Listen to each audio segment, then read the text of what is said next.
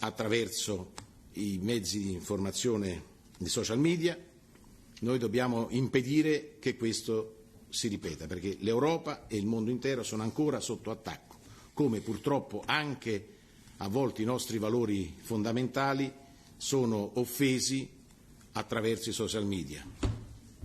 Razzismo, antisemitismo, omofobia, noi dobbiamo fare in modo che questo non accada più. Abbiamo bisogno anche che i social media reagiscano e chiediamo loro di contribuire in maniera determinante cosa fanno e cosa intendono fare.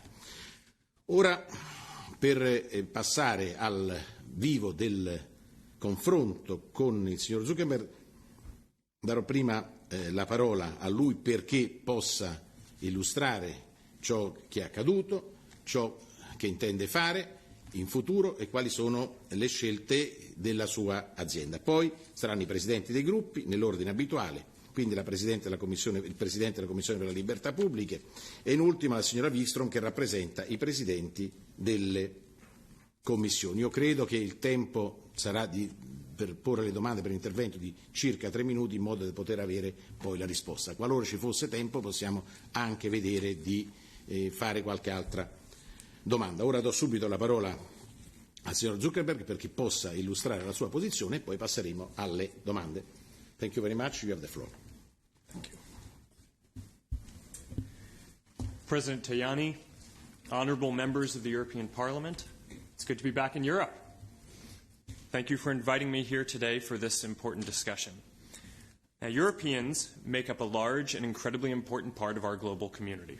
And many of the values that Europeans care about deeply are values that we share, from the importance of human rights and the need for community, to the love of technology and all the potential that it can bring. Now, we've always focused on all the good that technology and connecting people can bring.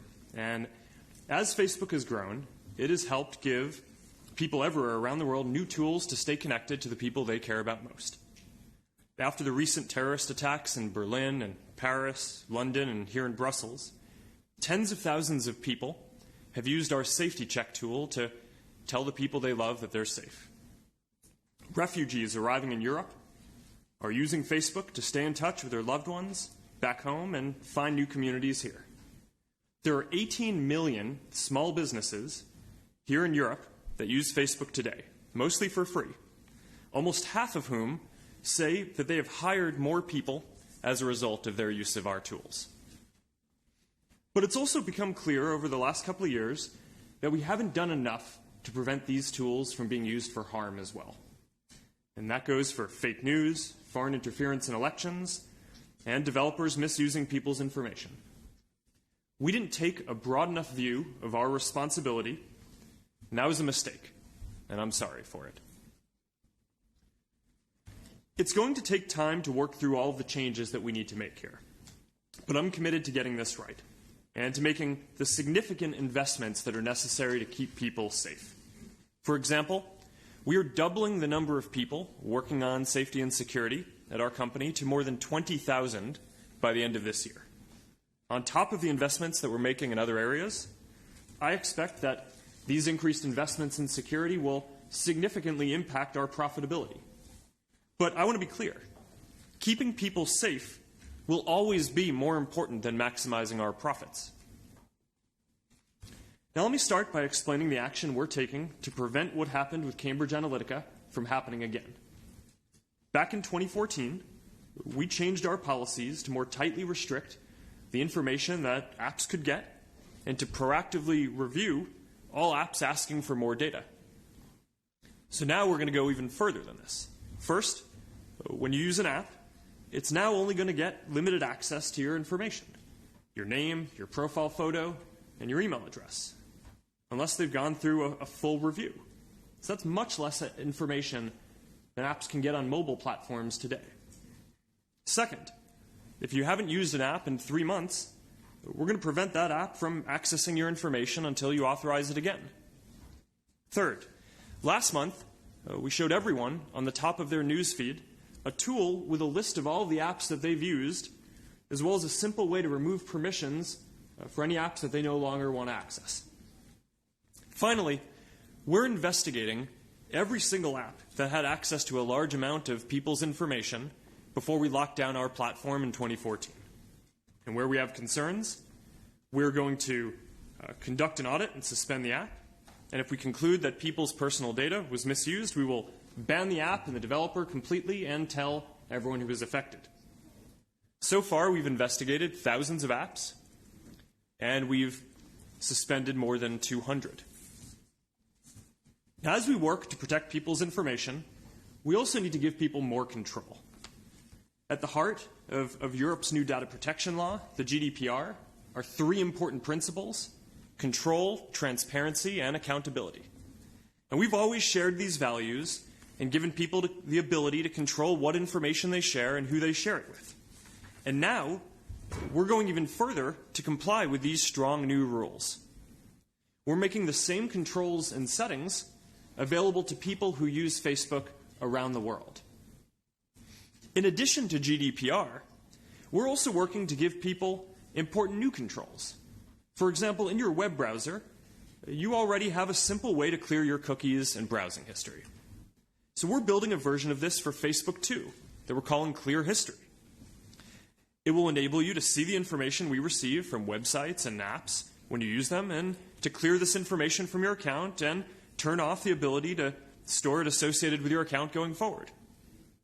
Now, when you clear your cookies in your web browser, that can make your browsing experience worse. You may have to sign back into every website that you use, and clearing your history on Facebook may make parts of your experience worse too. But this is an example of the kind of control that we think that people should have, and something that privacy advocates and regulators, especially here in Europe, have long called for. Now let's turn to elections. In the next 18 months, there are important elections globally, including many here in Europe, as well as for the European Parliament, the United States, Brazil, India, and Indonesia. In 2016, we were too slow to identify Russian interference on Facebook in the US presidential election. At the time, we were more focused on more traditional kinds of cyber attacks, like phishing and malware. And we identified those and we told people. But we weren't prepared enough for the kind of coordinated misinformation operations that we are now aware of. So since then, we've made significant investments to protect the integrity of elections by making these kinds of attacks much harder to do on Facebook. And I have more confidence that we're going to get this right going forward because we've already done a better job in several important elections since 2016, including the French presidential election, the German elections, and the Alabama special election in the US last year. We're working with governments and other technology companies to share information about threats in real time. So, for example, in Germany, before the 2017 elections, we worked directly with the German Federal Office for Information Security. We're also using new technology, including AI, to remove fake accounts that are responsible for much of the false news, misinformation, and bad ads that people can see on Facebook. In the run-up to the 2017 French presidential election, our systems found and took down more than 30,000 fake accounts. And in the Alabama special election in the US, we were able to proactively detect and remove fake accounts from Macedonia that were trying to spread misinformation. Now, it's worth adding that a lot of fake news is economically motivated, not politically motivated. Right? It's much like email spam in that way. The playbook for fighting this is removing the ways in which spammers can make money, so then they just go and do something else. So to do this, we've banned sites that regularly run fake news from using our ads products so they can't make money from it. We built our systems to penalize clickbait and sensationalism. And we also reduced the distribution of stories and newsfeed that have been rated as false by third-party fact-checkers. Finally, we're making advertising on Facebook much more transparent. So we built a new tool that lets you see all of the ads that any page is running. So now you can see all of the different messages that an advertiser or a political actor are sending to all of the different audiences that they're trying to reach. We're now testing this in Canada and Ireland, and we're going to launch it globally this summer. Increased transparency is going to lead to increased accountability and responsibility for all advertisers on our systems over time.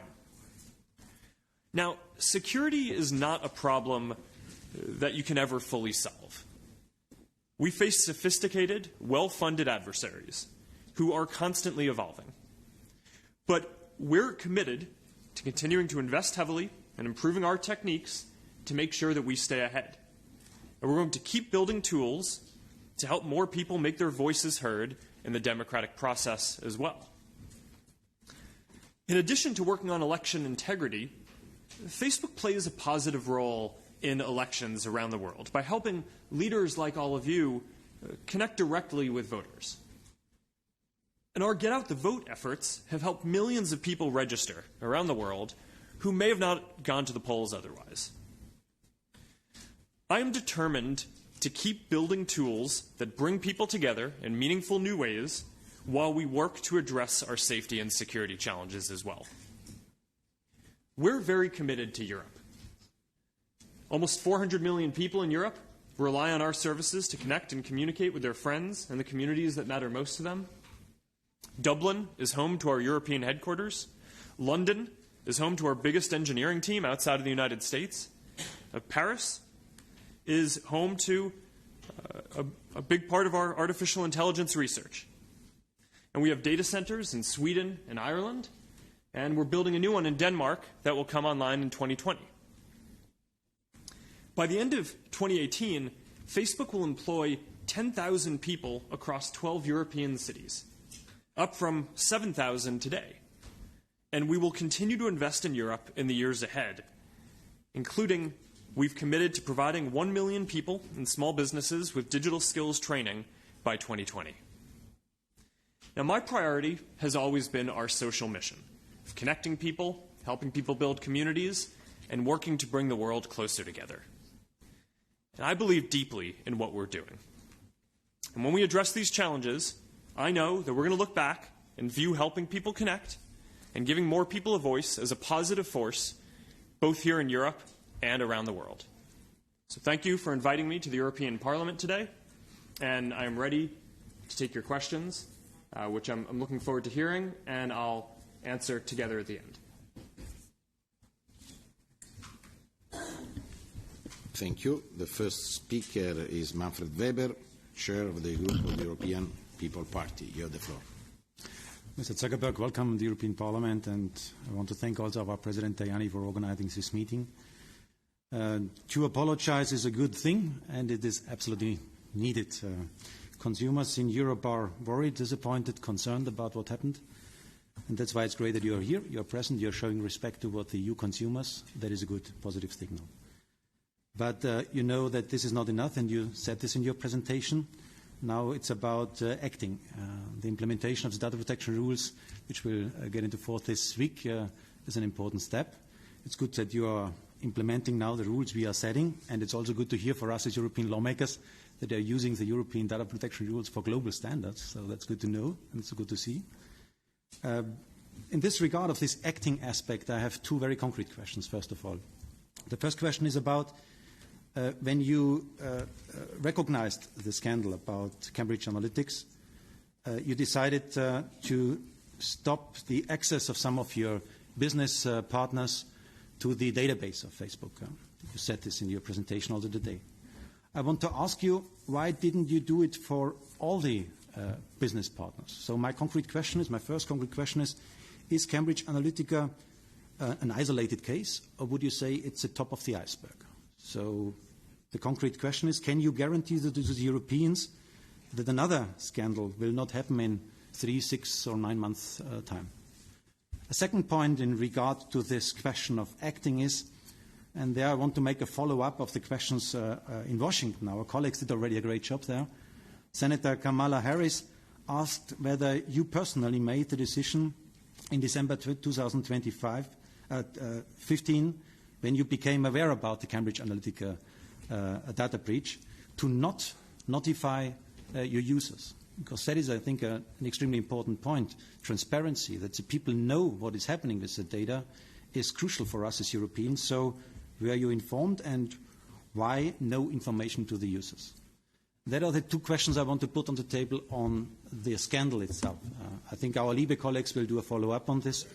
That's why I want to also come to a more general reflection on Facebook and what it means for our societies. Your company has already today a tremendous power. You know this. For example, the question, who is number one on the messages and who is number 10, who is number 100. There you have an algorithm behind, and these rules are incomprehensible for the moment. Nobody knows about them. We should, I think, discuss about the laws that oblige you to make these algorithms public in the future. Because when you have so much power about who is visible in the social media and who is not visible, that cannot be longer anymore a decision of a company. That is, I think, a decision for our societies. I think this is necessary, and I'm interested in your arguments why we shouldn't do so. And in addition, I want to underline that between Europe and America we have different understanding about what is allowed to publish and what is not allowed to publish. In Europe, for example, the question of videos and texts on radicalization by Islamists or the glorification of Nazi propaganda is unacceptable for us in Europe. In America, a lot of people would say that is covered by freedom of expression. So I see a lot of member states for the moment asking Facebook to voluntarily ban these messages. I think that is very submissive. We should not ask the company to do so, to delete it. I think we should clearly regulate clear rules, what is allowed in social networks in Europe and what not. And finally, during your testimony before the Congress, Senator Lindsey Graham asked you repeatedly the name of only one of your competitors, only one, without success. Probably you can give us today for the European market a competitor. Probably there is one in Europe if there is nobody in America. Is there today in Europe an alternative to Facebook for the services you are offering? WhatsApp and Instagram are already part of your empire. Would you consider your company as a monopoly? And I have to say, as a politician, I believe in markets and rules, but I also want to stop all kinds of possible monopolies. And that's why I think it is time to discuss breaking Facebook monopoly, because it's already too much power in only one hand. So I ask you simply, and that is my final question, can you convince me not to do so? And now Mr. Udo Bullmann, chair of the group, the Progressive Alliance of Socialists and Democrats in the European Parliament. You have the floor. Mr. Zuckerberg, the reason we talk today is that your business practices allowed for the abuse of private data and for the misuse in order to manipulate for political purposes. You have mentioned the progress in European legislation. Are you ready to completely comply with the new regulation in Europe within the next 3 days? Because this is the 25th of this month when the General Data Protection Regulation enters into force. Can you guarantee that Facebook is in line with the new rules, and can you guarantee that you will not collect, use and sell any data to third parties without proper consent? Especially if people want to come off Facebook, how quickly and under what conditions will their data be fully removed? We would like to know, how can you explain that the amount of false accounts is in a rise? In 2017, Facebook reported that 2 to 3% of all accounts were false accounts. In 2018, this is now 3 to 4%. What is Facebook doing to tackle the spread of especially sophisticated fake accounts, which allow for abuse of all sorts, especially when it comes to political manipulation? And can you perhaps give us the number of fake accounts that you have been deleted so far this year? I'm personally interested in the question of the forthcoming European elections. You mentioned experiences in France and in Germany, which came into existence under the pressure of the respective governments. How can you and will you guarantee that no manipulation from foreign and hostile interference sides of the democratic process of your platform ahead of the forthcoming vote can happen? Are you ready to guarantee that for the whole European Union? And in which way will you adapt your business model that can be prohibited from the very instance? I firmly believe that we are at the crossroads and in a critical situation, because your business practices touched upon two basic values of our societies. First of all, the personal data, which became perhaps the most important asset in modern media society, and secondly, on the right of self-government of sovereign nations. This is what it is about, and we are looking for your answers. Now, Mr. Kamal, co-chair of the European Conservative Group. You have the floor. Thank you. Mr. Zuckerberg, thank you very much for coming to the European Parliament today and for agreeing to send your legal and technical experts to the Civil Liberties Committee. And can I also thank those here in the Parliament who have made this meeting possible. Now, please rest assured, I'm not here to try and score any cheap political points or to do any stunts here, but I want to concentrate what is important for the many people who have contacted me when they knew I would be here in the room today. Look, I'm a libertarian-minded conservative, and I believe in market-led solutions and that bureaucracy shouldn't starve innovation. I'm also very tech-oriented. I quite often joke that I used to be a geek. I'm now the father of geeks. But where business takes advantage of their users or consumers, then they come to us as politicians and they expect us to do something. They at least say something, but also do something. And what happened with the Cambridge Analytica case has quite rightly raised serious concerns. Now, many of us use social media. Indeed, I crowdsourced some of the questions today using social media before I came here. But what's really interesting has been the public outcry over so-called shadow profiles, where Facebook collects and stores data about internet users that don't have or use Facebook. Now, I understand that Facebook admits that you collect this data and then store it for about 10 days. But given that this data is collected continuously and that most people use the internet almost every day, then in effect this becomes a continuous cycle. Now, I believe in self-responsibility, and I know that by having my own Facebook account, I have to take some responsibility for what I put on my own Facebook account. But what happens if I don't have a Facebook account?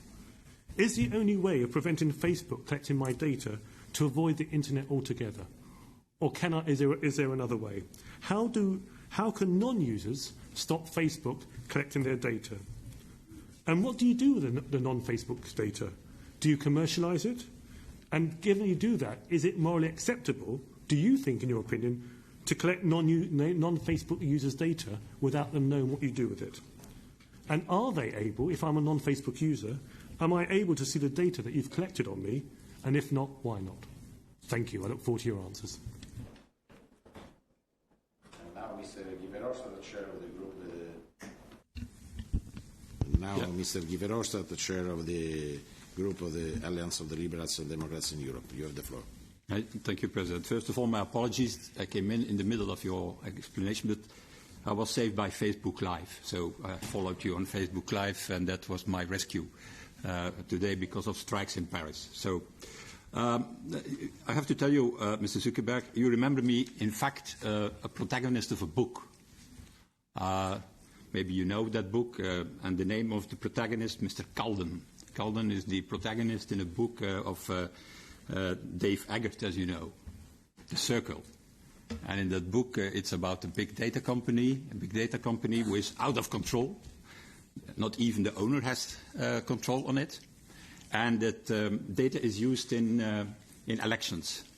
And it seems me very, very near to the reality. Also, the fact that maybe you have less control or no control about your own company for the moment, because you have to apologize now. I think in total you apologize now 15 or 16 times the last decade. In 2003 you started. Every year you have one or other wrongdoing or problem with Facebook, and you have to face the reality and to say sorry and to say that you're going to fix it. Last year, I think it was twice that you apologized, and this year, 3 times already, and we are still in the month of May, so it's a little bit early in the year. So what my point is about that is, are you capable to fix it? And if you have already confronted so many dysfunctions of the system, there has to be clearly a problem. And the only way, in my opinion, to do it, and I'm a liberal, a free marketeer, is to have public regulation to do so. It's a little bit like with the banks in the 2006, 2007, 2008. They said also, no, we're going to do self-regulation. Don't bother. No, we're going to do it ourselves. The reality is that they didn't do them themselves, and it was needed to have tough regulation. I have here an Avas petition where 1 million, more than 1 million citizens in Europe ask you to do that and to accept regulation and not to continue with the idea, oh, we're going to self-regulate. And I come then to my concrete questions. The first is about the GDPR and European privacy standards. You have told that you're going to apply them, but are you telling the truth, in fact, to us?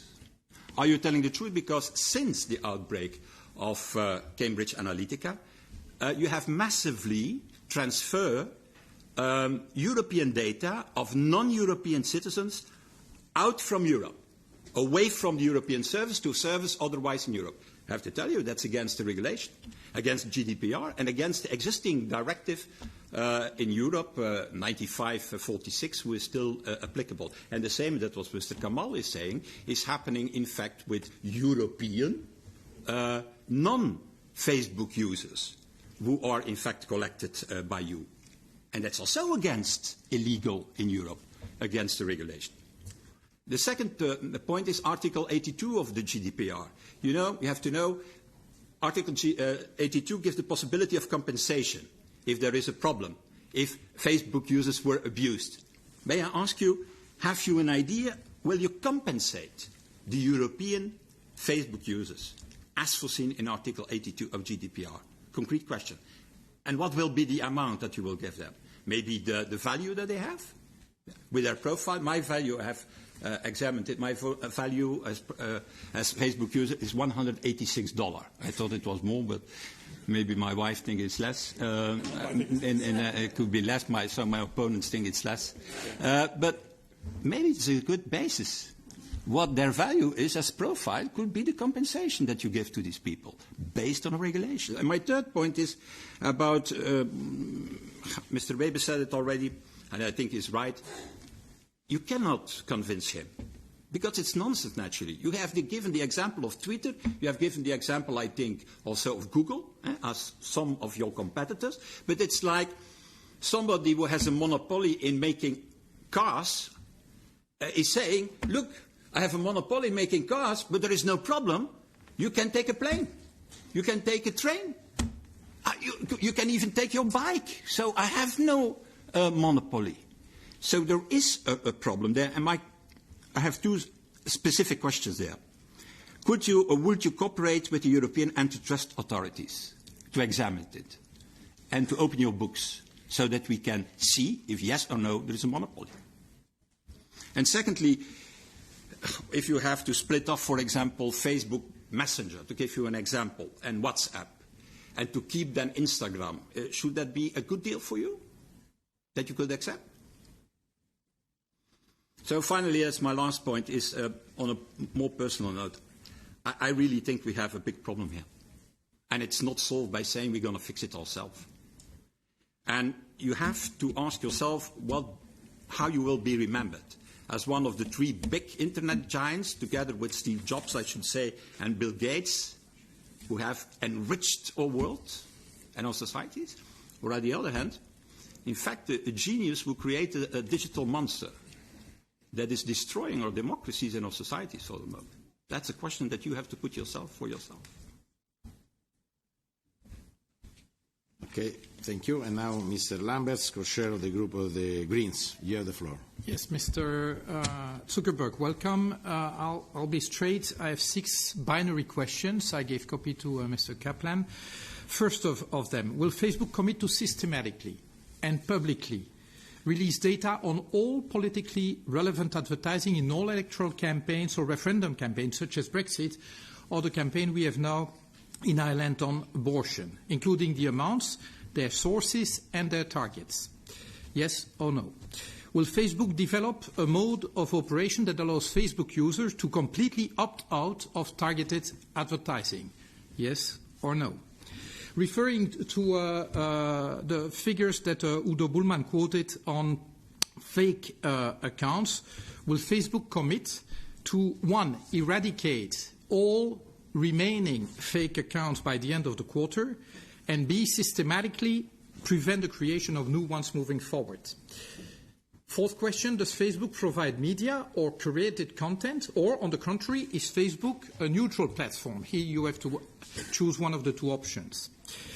5th question, will Facebook voluntarily commit, as from 2018, to publish the list of its legal entities, the number of people they employ, their turnover, their profits or losses, and the taxes they pay or subsidies they receive on a country-by-country basis? And finally, will Facebook commit to pay taxes where it operates, and generalize the commitment you apparently recently made to the French authorities no longer to channel the profits made in that country through Ireland or other tax havens? These are my 6 binary questions. I would welcome simple answers to them. Can I ask you to repeat the second question? I missed that. The second one is, will Facebook develop a mode of operation that allows end users to completely opt out of targeted advertising, and what would be the conditions for them? But will you develop that option? As a user, I might be interested. The next speaker is Mrs. Zimmer, chair of the Confederal Group of the European United Left, Nordic Green Left. You have the floor. Thank you very much, but I would like to speak in German.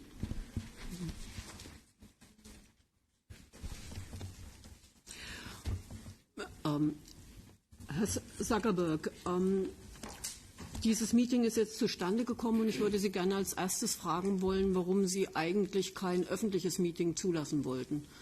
Warum ist es nicht möglich gewesen, dass wir in einem offenen Meeting unter Beteiligung auch von Abgeordneten, die aus den entsprechenden Ausschüssen kommen, tatsächlich hier miteinander diskutieren können? Warum haben Sie sich dem verweigert? Ich glaube, das wäre angesichts dessen, was Sie ja formuliert haben, auch als einen Gründungskonsens der Plattform, dass Sie für Transparenz eintreten, dass die Communities zusammenrücken sollen für ein Verständnis miteinander, wäre das ungeheuer wichtig, auch für uns gewesen. Die Kommunikationsplattform, so haben Sie vorhin selber gesagt, ist als eine soziale Mission geschaffen worden. Sie sollte die Welt offener machen. Und jetzt, 14 Jahre später, müssen wir feststellen, und da kann ich an vielen anknüpfen, was meine Kollegen vorher gesagt haben, müssen wir feststellen, dass die Plattform doch mehr oder weniger geändert worden ist in Richtung von vielen Fake News, Desinformationen. Die Communities sind kleiner gemacht worden. Es sprechen praktisch Menschen innerhalb eines bestimmten Raums miteinander. Das heißt, es ist eigentlich die generelle Sicht auf die Welt eingeschränkt worden. Was vielleicht in Deutschland, in Europa noch kompensierbar ist in öffentlichen Debatten, erweist sich aber gerade über die Desinformationskampagnen und Fake News, die über Facebook gelaufen sind, in anderen Teilen der Welt für Menschen als tödlich. Ich denke hier zum Beispiel an Myanmar, an die Aufrufe auch zu Mord, die über Facebook mitgelaufen sind, die auch dazu geführt haben, dass Menschen umgebracht worden sind. Und insofern habe ich ernsthaft Zweifel, auch verglichen mit den Äußerungen der letzten Jahre, ob es Ihnen wirklich gelingt, das Geschäftsmodell von Facebook entscheidend zu ändern, zu Ihren ursprünglichen Werten der Kommunikationsplattform, des offenen Dialogs zurückzukehren. Oder ist es inzwischen so, um beispielsweise auch mit Goethe und seinem Zauberlehrling zu sprechen, Herr, die Not ist groß, die ich rief, die Geister werde ich nicht mehr los. Ist es Zeit, den Stecker zu ziehen für Facebook von Ihrer Seite? Können Sie darauf wirklich eine ernsthafte Antwort geben, dass Sie über diese Fragen nachdenken? Wir werden am 25. Hier in der Europäischen Union die Wirksamkeit der Datenschutzgrundverordnung haben. Was bedeutet das jetzt wirklich für Sie? Ich habe Kampagnen gesehen, große Anzeigen gesehen. Facebook unterstützt das und begrüßt das. Ist es richtig, wenn Sie 1,5 Milliarden Menschen aus dem Wirkungsbereich der EU-Datengrundschutzverordnung herausnehmen, nämlich die aus Asien, Afrika und anderen Regionen der Welt, die praktisch jetzt nicht mehr darunter fallen sollen, was ja die ursprüngliche Sichtweise von uns auch gewesen ist. Also 1,5 Milliarden Nutzer fallen weg, für die soll das nicht gelten. Was wird für die gelten? Was meinen Sie, dass Sie im April sagten, dass Sie die Datenschutzgrundverordnung im Geiste anwenden werden? Was heißt im Geiste konkret? Was meinen Sie wirklich damit? Und insofern frage ich mich natürlich auch, in den letzten Jahren hat es x Treffen gegeben von hochrangigen Vertretern von Facebook hier innerhalb der Europäischen Union mit Kommissaren, mit anderen hochrangigen Vertretern der Europäischen Union. Da war mal die Rede von 92 Treffen seit 2014. Es sind Millionen ausgegeben worden für Lobbyarbeit hier in der Europäischen Union, um zum Beispiel auch die Datenschutzgrundverordnung zu verschieben, um ihre Wirkungsweise einzuschränken. Ist das im Interesse von Facebook oder wird da immer noch verwechselt Markt und Gesellschaft?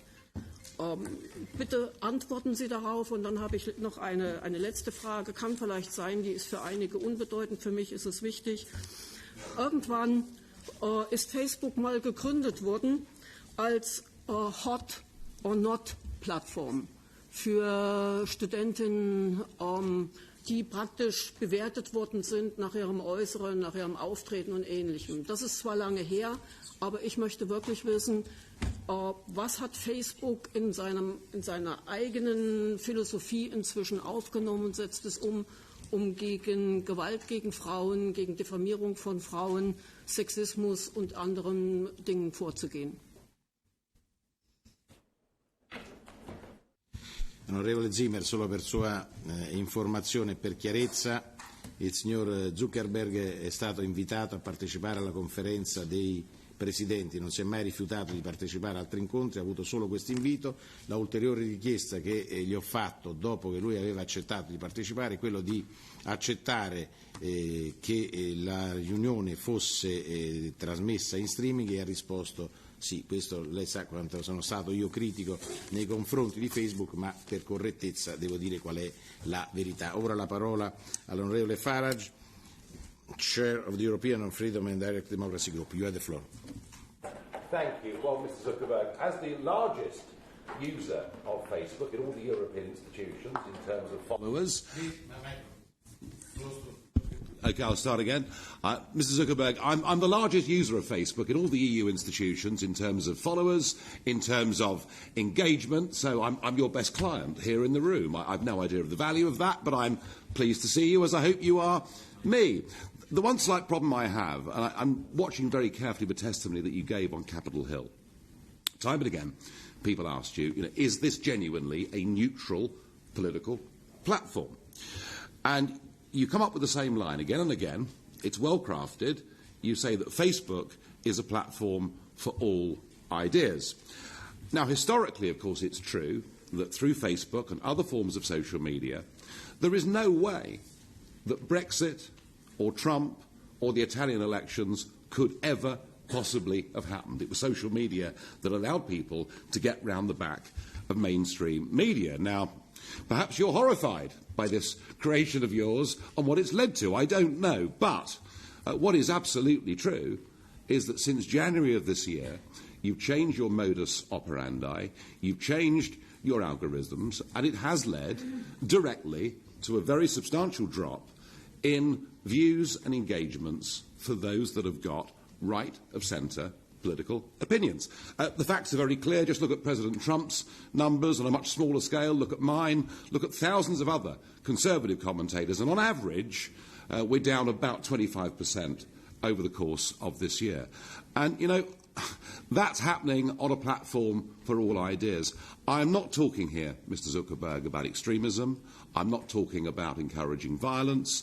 I'm not talking about hatred of anybody. I'm talking about people who have majority mainstream opinions, and frankly, I feel they are being willfully discriminated against. What interests me is who decides what is acceptable? Who are these people you referred to earlier, these third-party fact-checkers? Who are these people? I mean, why is there no transparency in this process at all?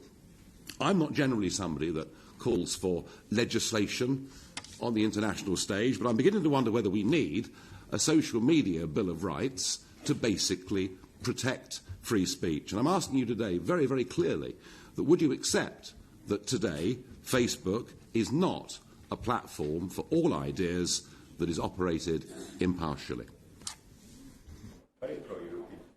Thank you, Mr. Fadler. And now, Mr. Nicola.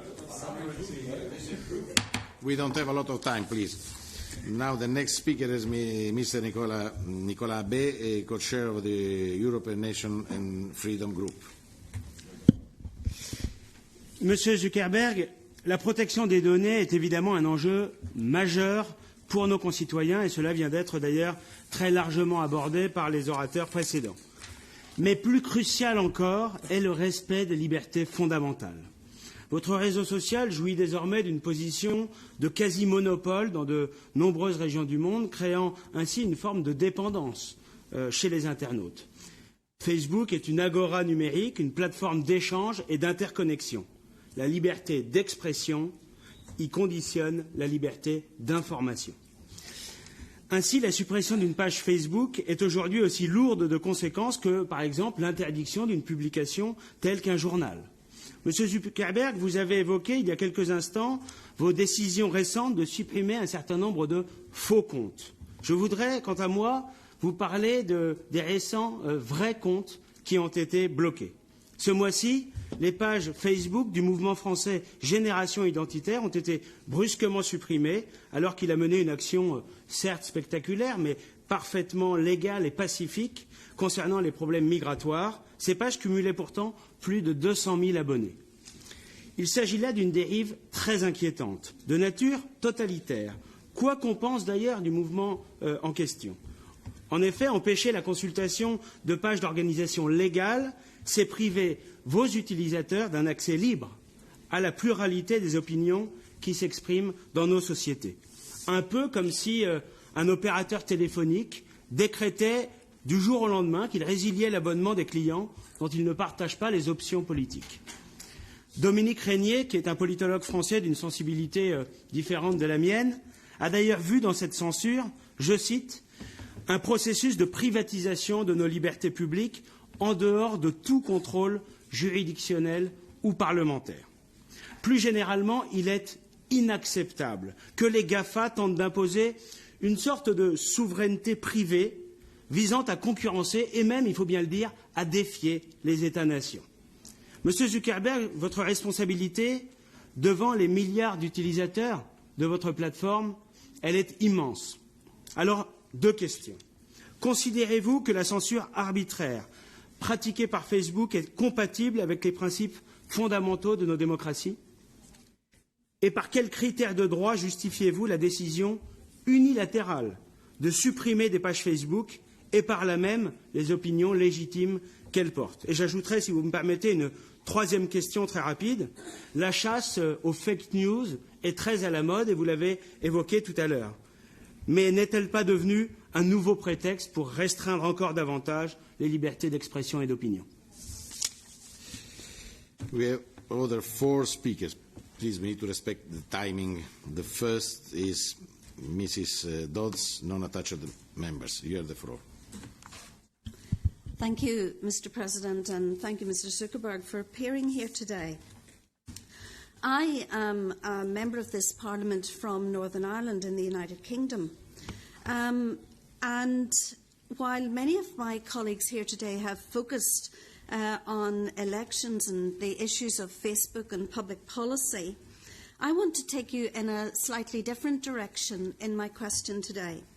In a few weeks' time, a family within my constituency will mark the 3rd anniversary of the loss of their son to online bullying. His name was Ronan, and he was 17 years old when he died. He was the victim of a false Facebook account from online bullies who persuaded him to send an intimate photograph of himself and then asked for £3,000 in return for not posting this on his Facebook account. Ronan's family have been incredibly brave in publicising this case and in dealing with this situation. But this is only one example of the rise of false accounts within Facebook. And I would like you to tell us today what you're doing to stop the rise of false Facebook accounts, which deliberately target young and vulnerable people. Ronan clearly felt he had nowhere to go. Can you explain to us then as well, in light of this phenomenon, which is a terrible thing right across Europe, can you explain to us what you're doing to work with third-party organisations to try and educate people in safety in using the internet? And would you tell us whether or not you're content that other families represented around this room here today will have their children kept safe by the settings and default settings that you use on your particular site? Can I just very quickly also say we live in a Europe in the rise of anti-Semitism, in the rise of terrorism, much of it conducted and much of the information conducted online. In the last few weeks, you've said that you've taken down a lot of that hateful and offensive comment from your site. Can you tell us how you define acceptable comment on the site? What are the benchmarks you use? And whether or not Facebook actually is capable of regulating this for itself? Thank you. And now, Mrs. Cecilia Wikström, Chair of the Conference of the Committee Chair. You have the floor. Thank you very much, Mr. President, and thank you also for organising and sharing this meeting with us tonight. Thanks to you, Mr. Zuckerberg, for having agreed to appear and to answer to our questions. We appreciate that a lot. It has been already stated many times, but it must be underlined again, that it is essential that EU citizens can trust that their integrity and their rights on the Internet are being protected, especially since the EU new rules on data protection are entering into force in only 3 days as from now. I'd like to raise 2 questions to you, Mr. Zuckerberg. Firstly, the scandal involving Facebook and Cambridge Analytica is more than anything else an issue of ethics and values. You said in your intervention in the hearing with the US Congress, you repeated it here tonight, that Facebook is responsible for the content on the platform. Once Facebook requests other companies to delete users' data, does Facebook follow up to check compliance by these companies? And how will you ensure that this is really done? And secondly, I am convinced that EU citizens would like to know which specific measures that will be taken by Facebook to ensure that a scandal like this one, Cambridge Analytica, will not occur again. You have shared your vision in spirit on greater responsibility on what happens on the platform. But, Mr. Zuckerberg, can you guarantee to the millions of users, many of them EU citizens, that the company will take all the necessary steps to ensure that civil rights and liberties, according to EU standards, and that Facebook fully will comply to the GDPR? And when this will happen? It would be good to have a date when full compliance is ensured. Thank you. And now, Mr. Moraes, Chair of the Libe Committee. You have the floor.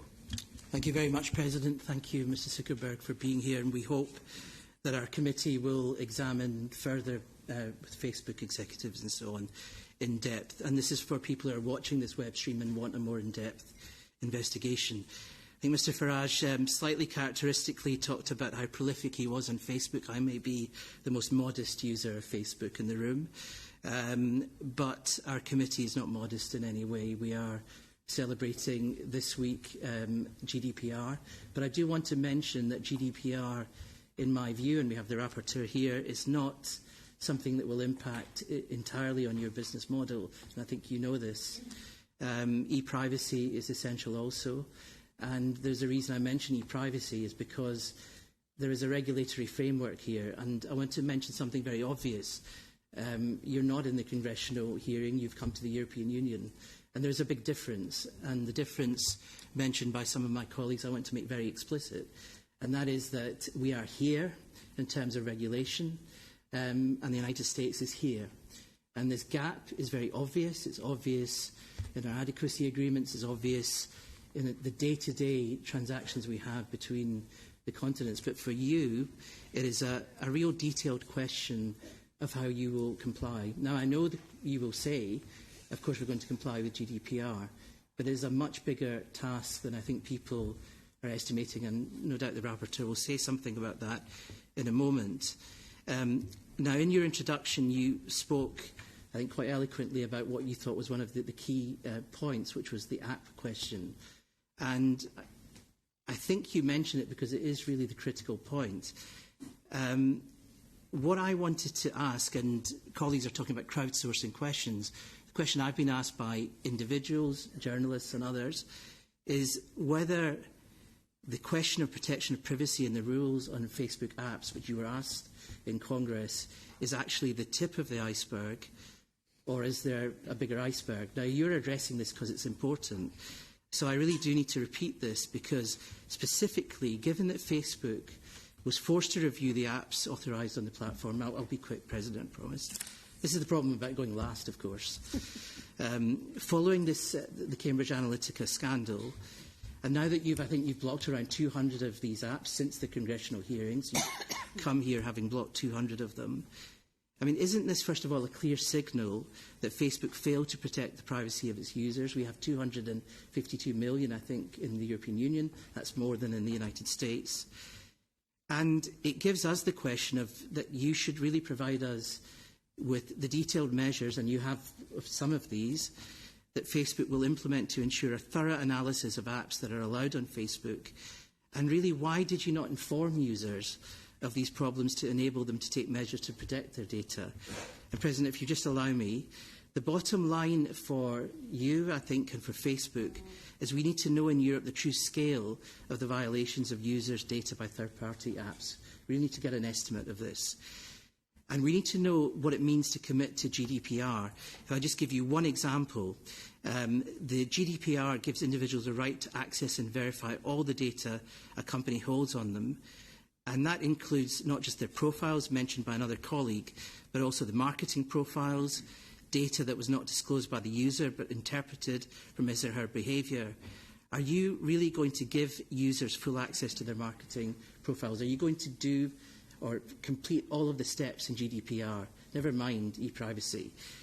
And really want to just to say in conclusion here, the question of the difference between GDPR and what is in the United States, the gap must be closed. But for you, given that you are here, and I try to be brief because we will go in more depth, it's not just that you have to comply with GDPR, but you have to remember that you're here in the European Union where we created GDPR. So we ask you to make a legal and moral commitment, if you can, to uphold EU data protection law, to think about e-privacy, to protect the privacy of European users and the many millions of European citizens and non-Facebook users as well. And this is a moral and legal obligation and implementation. And I really ask you to think about this because you've come here not to Congress but to the European Union, and we have expectations. Thank you. Last question, Mr. Albert, rapporteur for the General Data Protection Regulation. You have the floor, Mr. Albert. Thank you very much, Mr. President, and thank you, Mr. Zuckerberg, for being with us here tonight. And I'll keep it as short as possible to also allow for all the questions to be answered, because I really think there have been many very important questions to be answered. So, three precise questions. First, I welcome a lot that Facebook is applying the principles of the GDPR in future globally in its global business. I think that is a very important step ahead. I hope that it is complying with the GDPR globally, because I could pose the question if you as a US consumer should not get equal treatment to EU users. I think many US colleagues or users will pose the same question soon. The first real question, will you, with Friday, the GDPR kicking in, assure that no Facebook user or future Facebook user has to give consent for the processing of personal data more than what is necessary to use the service? Because today we have very often the problem that there is a take it or leave it situation, and with the GDPR that is not really what we want to see anymore. You need to give consent for everything what is not necessary to use the service. Second, in the US Senate, you responded to this question. We collect some data for security purposes. So to one of the questions, we collect some data for security purposes and we keep it. Can you promise that this data which you keep for security purposes is not used for other services, for other purposes like targeted advertisement? And last but not least, repeatedly European courts have demanded the separation of users' data between Facebook and WhatsApp after your company has acquired WhatsApp. Will you promise to me and also the European WhatsApp and Facebook users that from Friday onwards there won't be any exchange or cross-use of users' personal data between the two services? Thank you very much. Thank you very much. I think it's important for us to be at the center of the political debate. For another time, the European Parliament is the heart of democracy in Europe. I think this political debate is very, very important, not only for the European Parliament, but also for the European citizens. For this, I want to thank you for the question. And now the floor is yours, Mr. Zuckerberg. All right. President Tajani and honorable members, you've raised a lot of important questions, and I'm going to try to use the remainder of our time to get through as many of them as I possibly can. A number of you asked questions around inappropriate content on Facebook in one form or another, whether that's hate speech or bullying or terrorism or different content, and how that relates to this, or fake accounts, and how this relates to this position and philosophy of needing to take a broader responsibility. First, let me be clear. The bottom line here is that hate speech, bullying, terror, violence, all this content has no place on our services. But in order to really execute that, we need to upgrade and do a better job of executing our policies. So if you look back at the history of how we've operated, when I got started in my dorm room in college, because it was just me and because we didn't have the AI tools at the time to be able to go look through a lot of the content and understand what was in violation of our community standards and what wasn't, our policy for most of the history of the company has been to have our community flag things for us and then us to look at them reactively. So if someone sees something that they thought might be hate speech or bullying, they would flag that, and then we would look at that. And we've built up teams to manage that. But now we think that our responsibility is greater. And now, sitting here in 2018, we have the ability to start developing more AI tools, which I'll get to in a moment, some more detail, to be able to flag more of the content up front. And now, as a big company, we also have the ability to employ tens of thousands of people to go review more of this content. So if you look, for example, at terror content, one of the things that I'm proud of is that our AI systems now can flag 99% of the ISIS and Al-Qaeda related content that we end up taking down before any person in our community flags that for us. Another example is around bullying. We had this really unfortunate set of incidents when we first launched Facebook Live, where we saw that people were harming themselves or committing suicide on live. And we realized that we needed to do a much better job of addressing that quickly. So we built AI tools and tools to determine if someone was thinking about harm or suicide, hired 3,000 people to make it so that the response time that we could get to those live videos is now less than 10 minutes.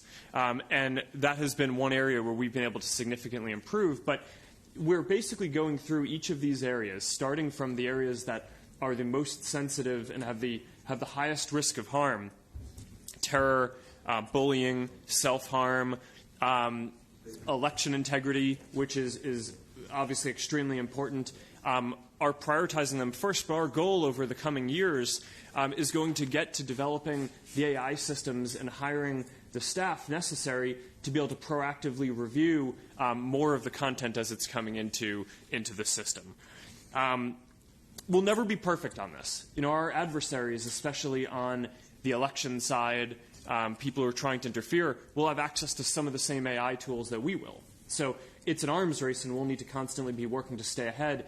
But our vision for how we should manage the system is going to move from one of reactive management as people in our community flag things to one where we're more proactively having systems look at the content, flag things for tens of thousands of people to review.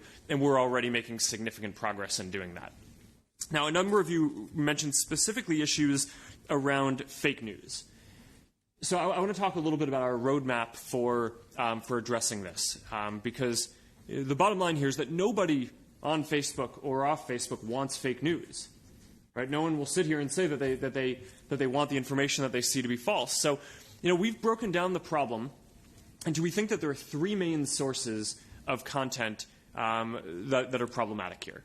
The first is just spam, which I touched on a little bit in my opening statement. And it's often, it's not politically motivated or ideologically motivated, it's economically motivated. It's people who are just trying to make money by coming up with the most sensationalist content they can and putting it out there. So the way you fight this is the same roadmap that companies have used to fight email spam. You take away these spammers' profit motive, and then they go do something else. And we've done a number of things like preventing them from using Facebook ads, decreasing the distribution to do this. The second category is fighting fake accounts. Because what we found is that when people are using fake accounts on our system, there's less accountability. And they're more likely to spread bad information, misinformation, interact in ways that are interfering in elections and things like that. So we develop systems both to identify fake accounts as they're being registered. And we just released a transparency report where we said that we took down, I think it was in the first quarter of this year, about 580 million fake accounts, the vast majority within minutes of being registered, as our systems are able to identify that well. We also have a significant operation which is working on identifying fake accounts that get through that initial filter so we can identify them all once they're in the Facebook community. Our best estimate today, I think, is that it's a single-digit % of the accounts, but we're constantly working on improving our tools to be able to identify that, and that's extremely important as well. So you have spammers, you have fake accounts. The last category is people who are well-meaning, but just happen to share something that is provably false. And there, we don't want to be in a position as Facebook of saying what is true or false. We think that that's not the right position for us to be in. So we want to work with third-party fact-checkers, and we're public with who all the fact-checkers are, to one of the questions that there was earlier. And if a number of third-party fact-checkers all identify that a piece of news is provably false, then we'll append something to the story to make sure that we show more related content so that people can have a more rounded view or understand that fact-checkers have marked that story is true, and we'll try to show it less. Now, we're trying to roll that out around the world. That requires having specific fact-checking partners in every country and in every language. So we're constantly rolling out more each month. And we have a lot more to do here, and we know that there's a lot more to do there. All right. Then there were a number of questions around elections. So I know that there are a lot of important elections coming up in Europe. I think in 2019 and 2018 there were elections in Slovenia and Sweden, Latvia, Estonia, Belgium, Poland, and of course the European Parliament. And this is one of our top priorities as a company, is just making sure that we prevent anyone from trying to interfere in elections like the Russians were able to in the U.S. Presidential election in 2016. And I outlined some of the roadmap for that earlier. The game plan is a combination of building more AI tools to identify fake accounts that are trying to interfere and take them down, like we did in the French presidential election, where we identified and took down more than 30,000 accounts. A playbook of closer operation and cooperation with federal election commissions, like we executed in the German elections in 2017, and increased transparency, which we think is going to be very important. If you have the ads that every political actor or advertiser is trying to run to every audience be public, then there's just more accountability. And if someone is trying to do that as a fake account, it becomes more apparent. If someone as a legitimate political actor is just sending different messages to different groups, that will be transparent. So we think that greater accountability is important. And that set of transparency tools that we're building, we're going to be rolling out around the world globally this summer. So we're optimistic about that. We think that there's probably more to do to add on to those after the first version, but we think that first version is going to take us quite far as well. I think, okay, so then there were a number of questions about regulation. Some of the questions asked how I view regulation. I don't think the question here is whether or not there should be regulation. I think the question is, what is the right regulation? I think the Internet is becoming increasingly important in people's lives. Some sort of regulation is important and inevitable, and the important thing is to get this right, and to make sure that we have regulatory frameworks that help protect people, that are flexible so that they allow for innovation, that don't inadvertently prevent new technologies like AI from being able to develop, and of course to make sure that that new startups, so the next student sitting in a college dorm room like I was 14 years ago doesn't have an undue burden on being able to build the next great products. So we think that that's really important, and that's an ongoing conversation that we look forward to participating in. There were a couple of questions around competition and how we view our role and our position as a platform here. And to that, I'd say a few things. One is, first is that we exist in a very competitive space where people use a lot of different tools for communication. The average person uses about 8 different tools for communication, ranging from all sorts of private messaging up to more broadcast mediums, to things where they're communicating with groups of people and all of their friends at once. So from where I sit, it feels like there are new competitors coming up every day. There are competitors that reach tens and hundreds of millions of people, and we're constantly needing to evolve our service in order to stay relevant and serve people well. So that feels like it's a competitive environment where there are many choices that people have. On the business side, the business model is advertising. Facebook today is about 6% of the global advertising market. So clearly advertisers also have a lot of choice in terms of where they choose to advertise. And that's an important lens to look at it from as well, although I think that you want to look at it both from the consumer choice perspective and the business choice. One thing that I want to add that I think often gets overlooked when you talk about competition is, around the world there are 70 million small businesses that use Facebook's tools to grow and reach customers. And in Europe alone, there are about 18 million small businesses that use Facebook tools. And as I said in my opening statement, about half of them have told us that they are hiring more people because of their use of our tools to be able to grow.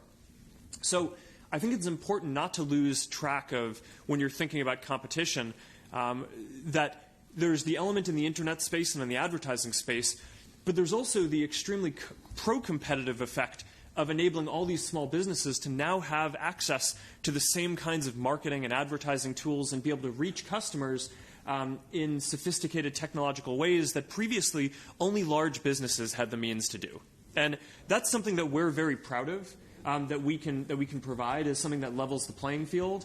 And I think when you're thinking about the overall ecosystem and competition there, I think that that's a very important part to take into account. There were a number of questions about taxes, so I want to touch on that briefly as well. Facebook has always paid taxes in all of the countries where we have operations set up.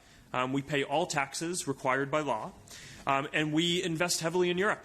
Right? We're going to have more than 10,000 employees across Europe and 12 cities by the end of this year. We have 2 data centers, or we have data centers already in Sweden and Ireland, and we're building another one in Denmark that's going to be online in 2020. So we've always paid the taxes that the law requires, and we're making significant investments in terms of helping to build the economies in the countries here and to contribute to the innovation and job growth here as well. All right, let me see what else is there. Okay, there were a few questions about GDPR. The principles here are around control, transparency, and accountability.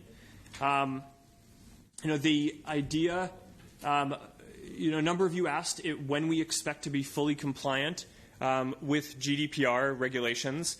We do expect to be fully compliant on May 25th, so in 3 days from now. We've had a large team working on this inside Facebook to make sure that we're compliant.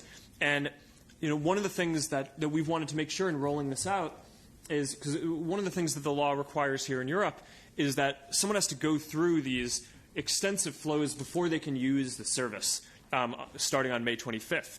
And one of the pieces of feedback that we got from people in the community was that they didn't want to get roadblocked before being able to go see their friends' content. Right? If you're coming to Facebook because you want to share something, the last thing that we want is for someone to go through the flows quicker than they need to and just click OK or no on a bunch of stuff because they just want to blow through that in order to get to what they were trying to do. So we've actually been rolling out the GDPR settings and flows for a while now, and a large percent of Europeans have already gone through them, and we've basically put the flows in front of people and given them the opportunity to dismiss them. Starting on May 25th, we will start requiring people to go through the flows before they can resume using our services. So a large percent of people, dozens of percents, have gone through the flows already, and we've gotten good feedback on that and how we've implemented that so far.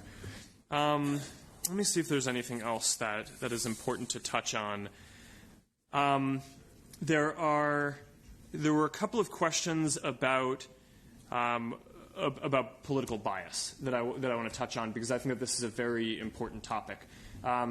As a couple of you mentioned, we are committed to being a platform for all ideas. That means that we want to make it so that people can come to our service and share any idea across the political spectrum. It's very important to me that we're a service that allows for a wide variety of political discourse. We view that as a big part of our responsibility, and I can commit to you here today that we have never and will not make decisions about what content is allowed or how we do ranking on the basis of a political orientation. So that's an important philosophical point for me that I'm proud to be able to commit to. There was a specific point around distribution and reduction of seeing people's content.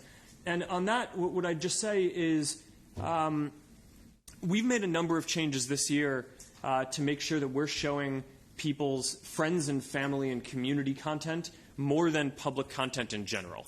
So a lot of the feedback that we've heard from people is that they come to Facebook because they want to stay connected to people. We've also done a lot of well-being research. This wasn't a topic that came up today, but we're very focused on making sure that people's use of technology is good for people's well-being and is not taking away from it in some way. And all the research that we have shows that when you're using the internet, to stay connected to people that you care about, that's good for your well-being. It's correlated with measures like increased measures of health and happiness and feeling more connected and less alone over time. But when you're just using Facebook or the internet overall to read news or passively consume videos, that isn't correlated with those same benefits to well-being. So because of that and because of feedback that we've received, we've made a number of shifts to the services to promote connecting with people's friends and family and communities more than public content. So that has led to reductions in distribution for public content, video, news, across the board, and is not targeting any specific political ideology. Is there anything else here? Shadow profiles. Shadow profiles. Compensation.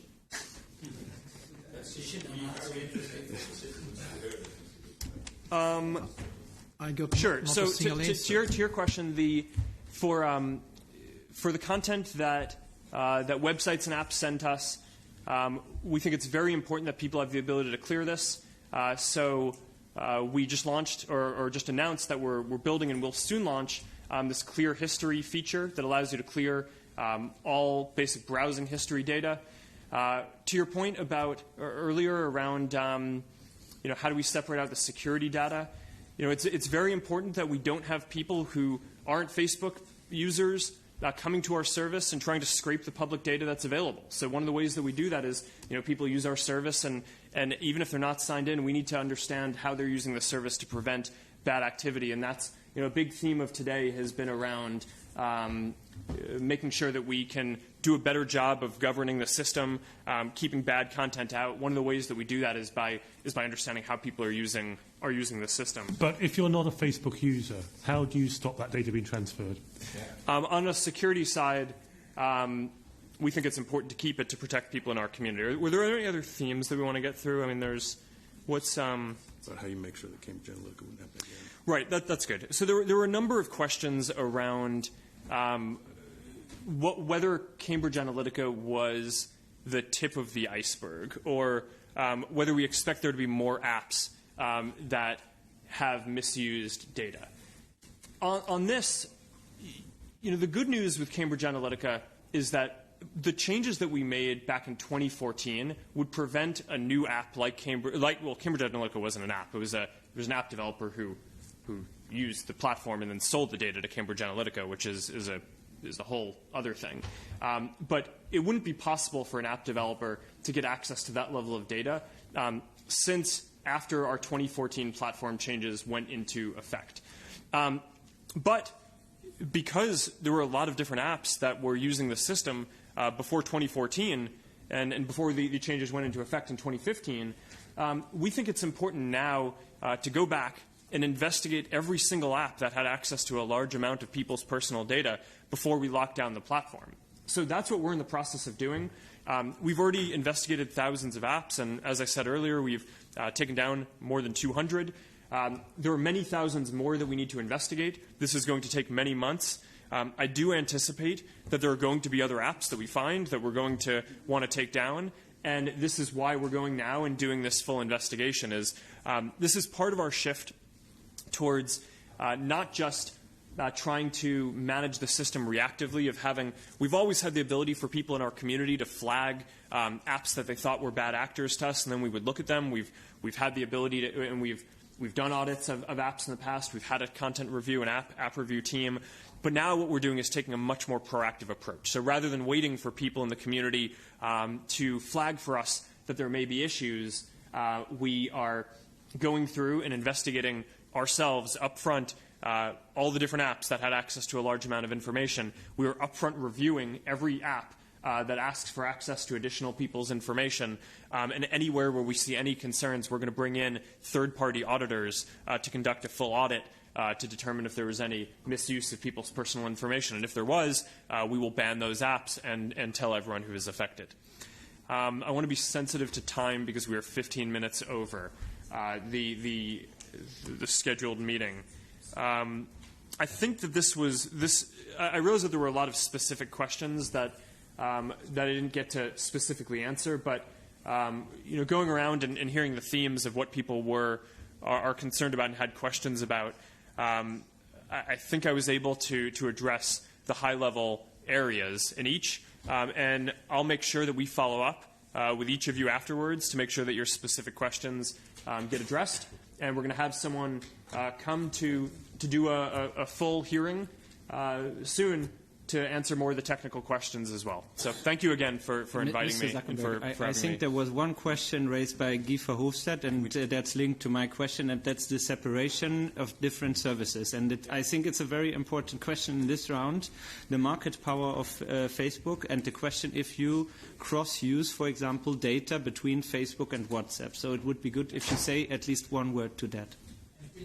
Will you allow users to escape targeted advertising? I mean, I asked you 6 yes and no questions. I got not a single answer. Yeah. And of course, well, you asked for this format, well, for a reason. Okay. I'll make sure we follow up and get you answers to those. Okay, I think I want to ask you if it's possible to have a right answer for any question from you in the next days. Why not written answer? So I think that everybody of us can provide proof or questions because we have all well prepared our interventions, so we have them on paper. We could, Mr. President, you collect them, you give them to the team of Mr. Zuckerberg or Mr. Zuckerberg himself, and we receive written answers on it. Because, let's be honest, I have not so much I don't think that the right way is to say, and now we're going to put it in Libya and so on. No, there are a number of questions that have been put by other colleagues that I want an answer to. That said, I'm anxious of this new brave new world that Mr. Zuckerberg has presented us. A brave new world where tens and tens of thousands of private people are scrutinizing us and are saying what is fake news, what is not fake news, what is hate speech, what is not hate speech. Mr. Don't you think that it is a public task? The continuation of this discussion in this format as well as in the Liebe format. This is very obvious. No, I think, first of all, collecting the question. Okay, is it possible to have answer question by question to have a right answer by Mr. Zuckerberg in the next days for every question? Right. Yeah. Okay. On competition, for example, a European antitrust thing, that's important. Do we need? I think we're going to push our antitrust agency to go into this if there is not a good answer to. I think the problem is the timing. For me, it's possible to say, but there is a flight. But I think if Mr. There is no flight. I come from France. Yes, okay. There are strikes. That's the only thing. Sorry, I think this is the format. Do you agree, Mr. Zuckerberg, for right answer in the next days for a question by question? Is possible to have a right answer? The questions that weren't answered today. Yes, you have the question, yeah. Okay? Yeah. Okay. Thank you very much. Thank you.